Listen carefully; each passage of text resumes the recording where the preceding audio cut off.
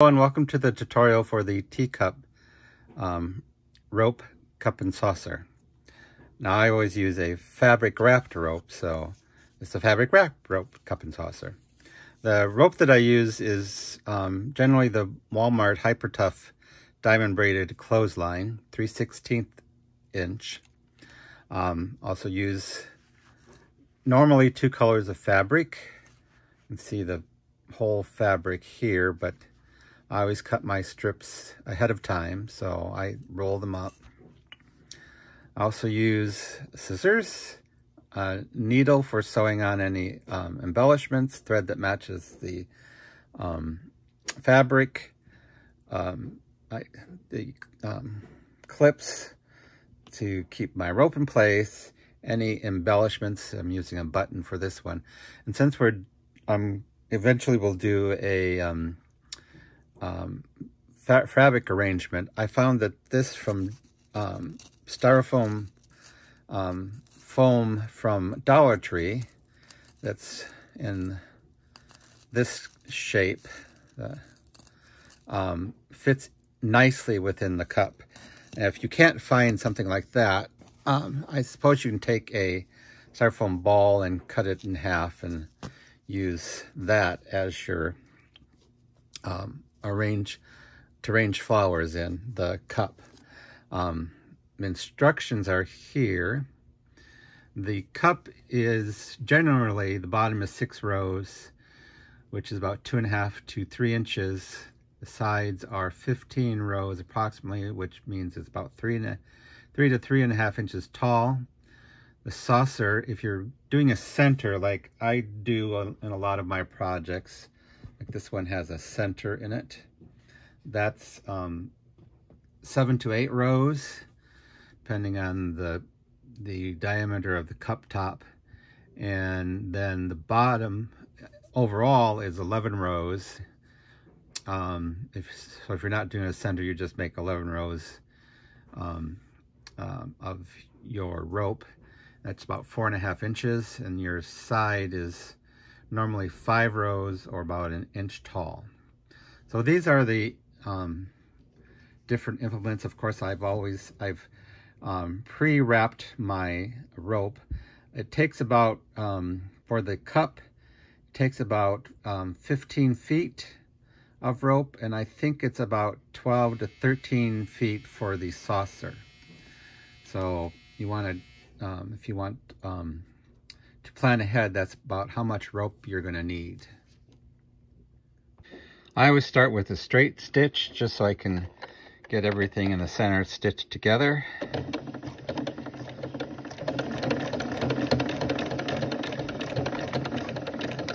And then I do reverse just to get some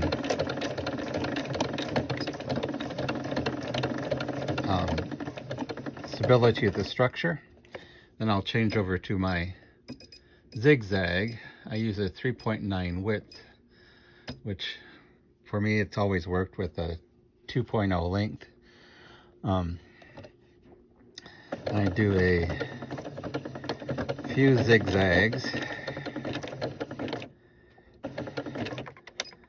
just trying to get that center all. Oops, forgot to put my needle down. That helps when I'm in the center, when I'm going around the tight curves like this. So let me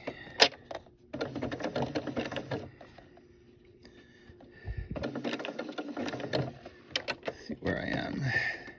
Center is always the most fiddly part of it. I have to stop and start and stop and start.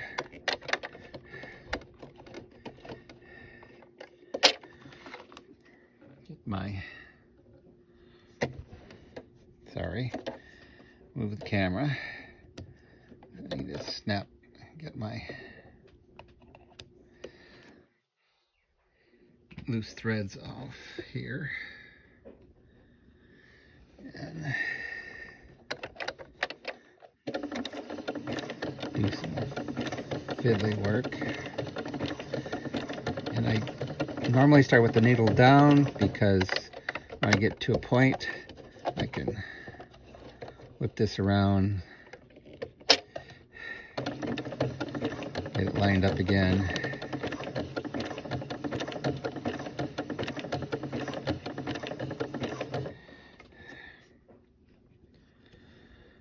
Camera a little bit here.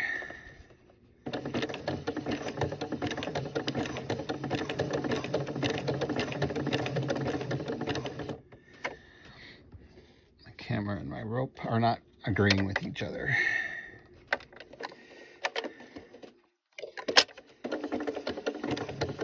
There we go.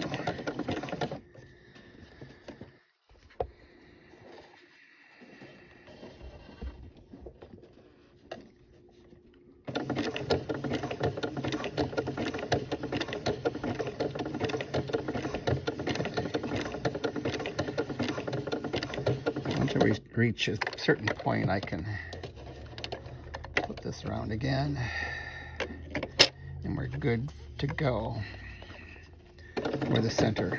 Like I said, I normally do 6 rows in the center.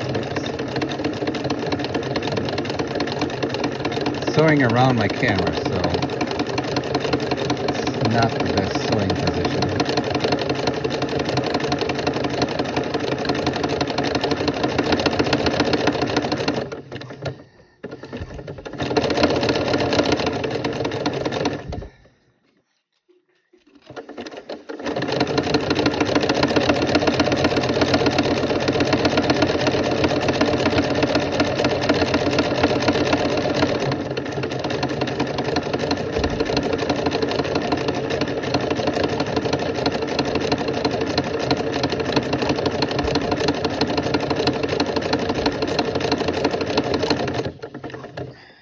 Pardon, I normally don't travel like this, and 4, 5, 6, 7, we're about there. But sewing around the camera is not easy.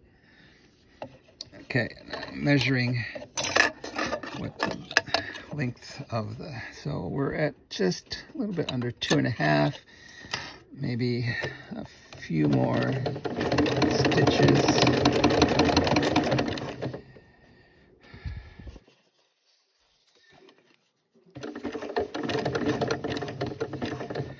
Okay, 1, 2, 3, 4, 5, 6. I think I got 6 rows, about 2.5 inches. I think we're good there.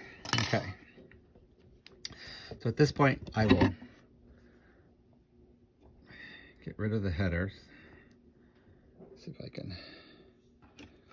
And flip up. Yes, my machine needs cleaning. Flip up the bottom. Now, when I do the sides, I normally do a little uplift on the rope that's coming in. I find it helps getting the slope on the sides right. So you're sort of overlapping the sewn part with the rope that is coming in. And I'm just giving a little tug, I mean, it's not much. Sometimes I have to guide the disc, the bottom disc with my fingers. I'll get a little tug, so otherwise it might get stuck. Need some more rope here. Let me switch this around a bit so I can see.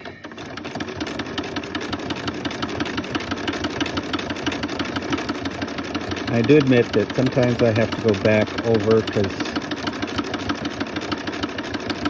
the spacing gets off, but I find that giving the tug,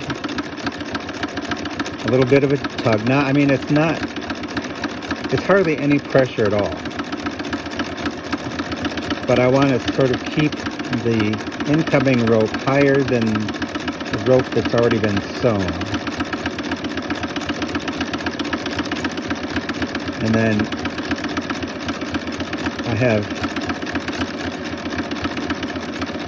with taking that cover off, or moving it to the side, I have more ability to make a straighter side. Now, because you've opened up your machine to different parts, mine gets stuck back here, so I have to be careful and get stuck up here. So I have to be careful. And just watch it and make sure that I don't get my fingers caught in here. So it's not something I really recommend, but it's how I do it.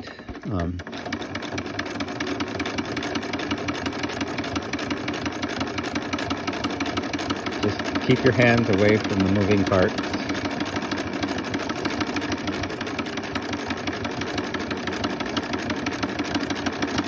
Now, if you're just getting started, I probably would recommend a wider zigzag than what I'm using. This is the standard one that I use, but like I said, you have to be careful that you don't miss part of the rope. So I'm going to do a quick cut here because this light probably is going to interfere with the video. And when I get to the top, I will show you what I'm doing next. So I've stopped and changed my thread so it matches the accent color. Usually I like to put an accent at the top of a cup if I haven't put anything within the cup. It's just my personal preference. So this is the last row. So I'll go ahead and get this added on.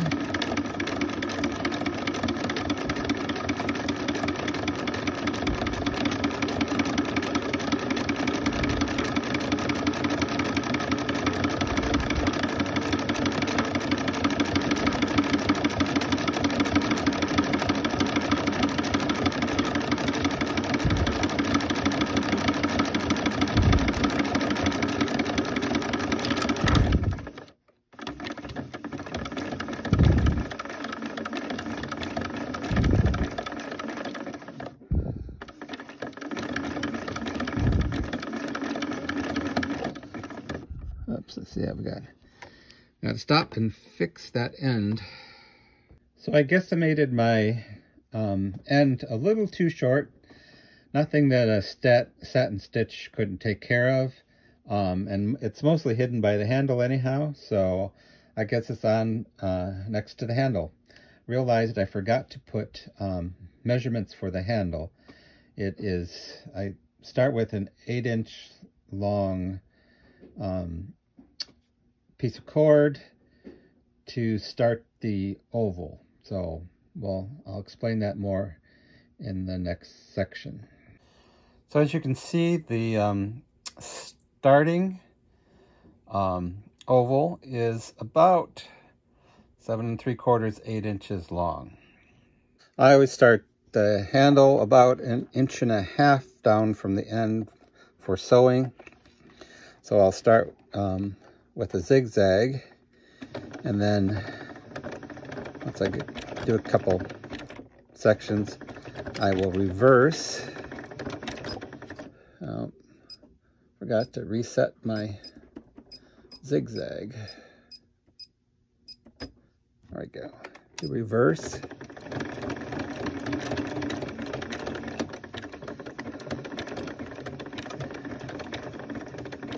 Try to get that top part. And then I do 4 rows all together. So counting, these are 2 rows.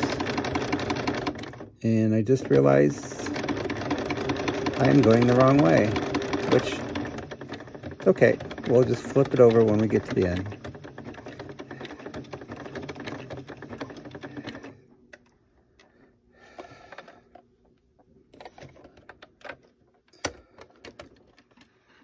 This is how you cover your mistakes. Even though I've had like 20 years experience in this, when I'm trying to do two things at once, it doesn't always work. So we're back. I flipped it over. That'll be hidden, so I'm not going to worry about it. Drop my needle so I can do the curve here. And I'm just manipulating this around. One last, just stick that, there we go. And now this would be row number 3, because you do 1 and 2 together.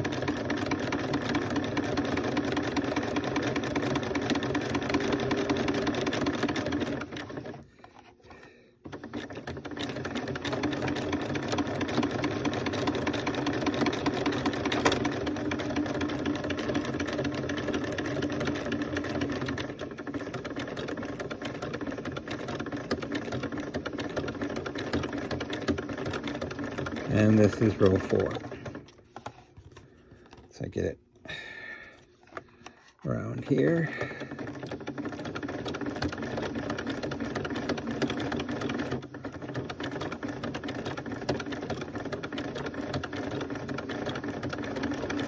Now when I get to near the end here, I'm going to stop the video because I need to adjust my end so I can cut it off at row 4. So I'll make a cut here. I should say that since I'm starting with an 8-inch length, the final length of rope I use is about 32, 33 inches. So you're not using much at all, less than a yard for the handle. So I'm going to stop it, cut my rope, get the end fixed up and finish sewing this. So I'll be right back. About the only time that I use glue in a project is at the end when I'm forming the end of the rope. Just make this sticky enough. I use just a regular old glue stick, just so the fabric will stick to itself. You can use fabric tack or whatever you want to use, but that's about the length I want it. I'm going to cut off my excess fabric here, trying not to cut too close to the end. Give me a little there. And I'll finish up sewing. So making the final run here at the end.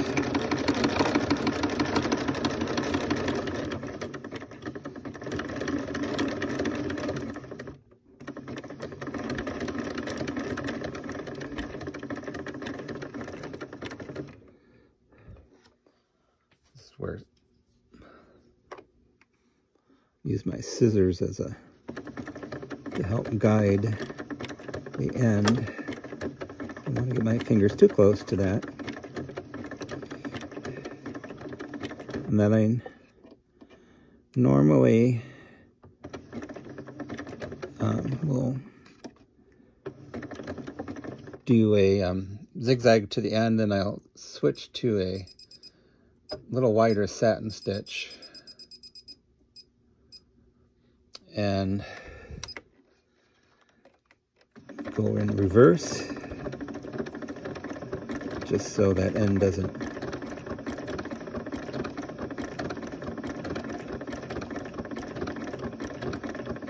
do anything wonky.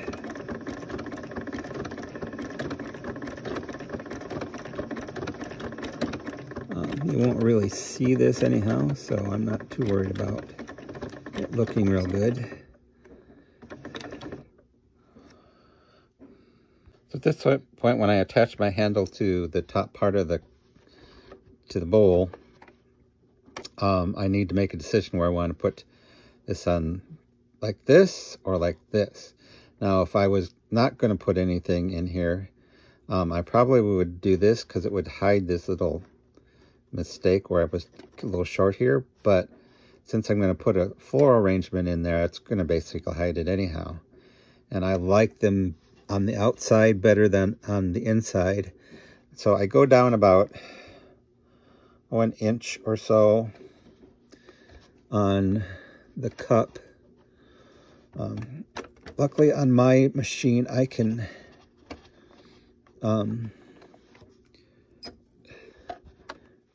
usually get both sections underneath. I just have to manipulate this, make sure my handle is straight and not wonky. And I can move this over a little bit where I want it. So the cup is in the right place. Let me show you. There we go. So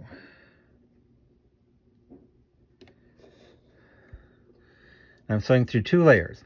Sometimes I get stuck and sometimes it's fine. We'll see what happens today.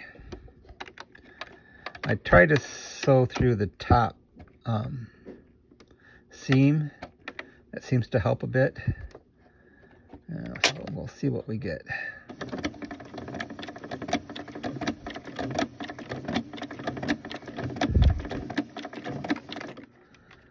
And then I sew back in reverse. Then I will lift up, go down a row to the next seam, sew forward,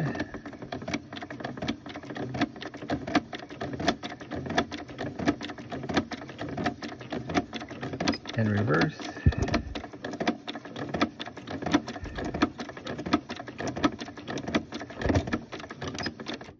And then one more, just a small section here. Forward and reverse. And I actually was going to make it through the whole thing without that. I got stuck, but I think it was at the end anyhow. So, so I got the top part of the handle sewn on by machine. The bottom part I will sew on by hand. So I'll be back and show you a little bit how to do that. So this is what it looks like. Everything is all stitched up. Let's see, now I fold this over and go to almost the last row of before the bottom. Make sure everything is straight. Oops, I usually start from the back, so I will push the needle through.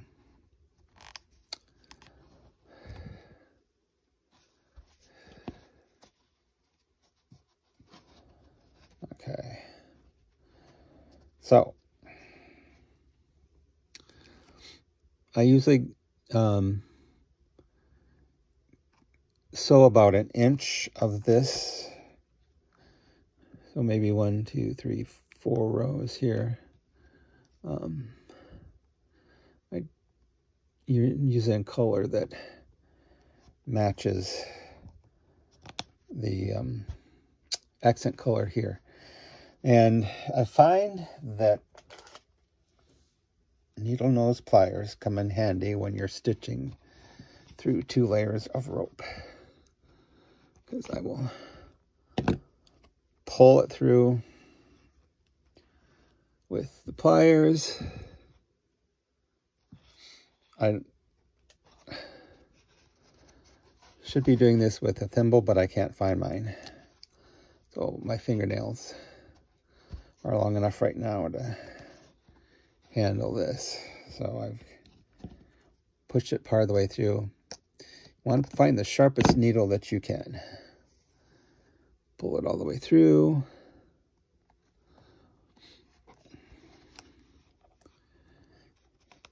If you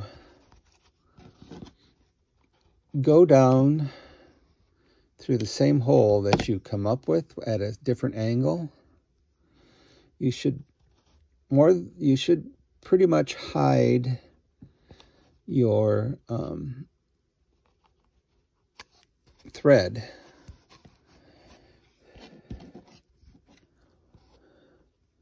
So if it's contrasting, you won't be able to see it unless you get a knot. I'm using a double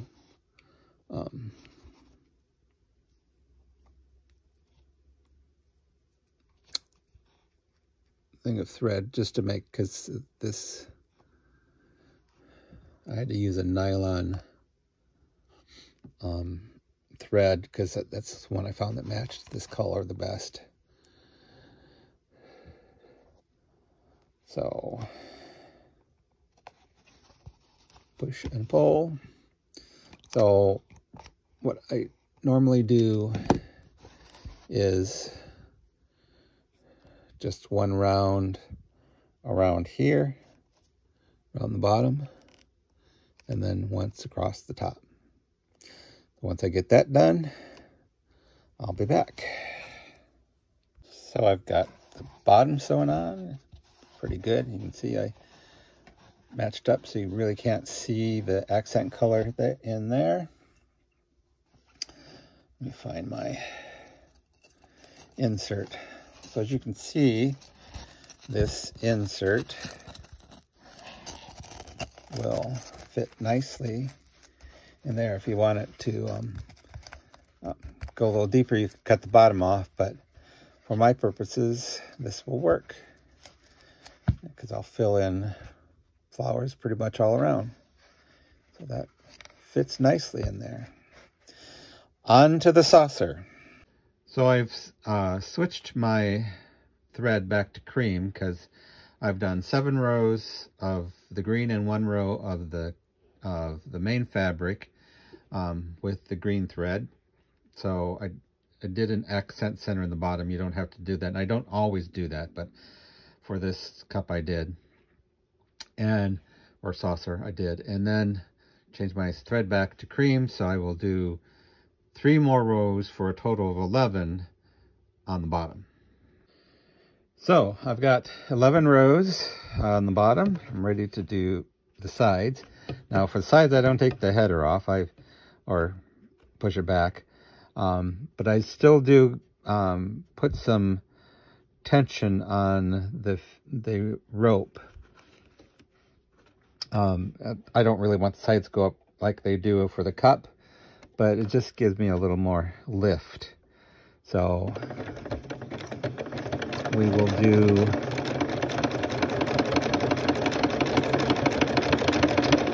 4 rows of the main color and 1 row of the accent color for the sides. When I get that done, I will be back. The saucer's finished. I actually attached the embellishment button. Got the rows done. So this is what it looks like with the cup. Got the cup in the saucer. And you have your arrangement. So cup, saucer, and arrangement. Whoops.